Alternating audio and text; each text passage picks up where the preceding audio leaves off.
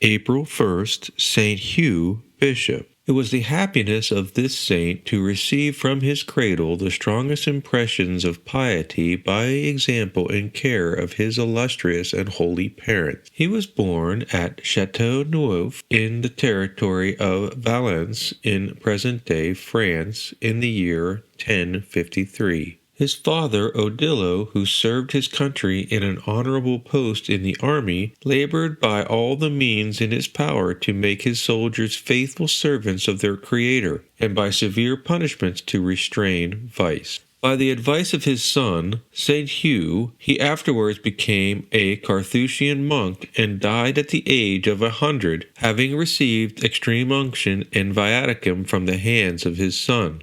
Our saint likewise assisted in her last moments his mother, who had for many years under his direction served God in her own house by prayer, fasting, and plenteous alms deeds. Hugh from the cradle appeared to be a child of benediction. He went through his studies with great applause, and having chosen to serve God in an ecclesiastical state, he accepted a canonry in the Cathedral of Valence. His great sanctity and learning rendered him an ornament of that church, and he was finally made Bishop of Grenoble. He set himself at once to reprove vice and to reform abuses. And so plentiful was the benediction of heaven upon his labors that he had the comfort to see the face of his diocese in a short time exceedingly changed. After 2 years he privately resigned his bishopric, presuming on the tact consent of the Holy See, and putting on the habit of St. Bennet, he entered upon a novitiate in the austere abbey of Cassaday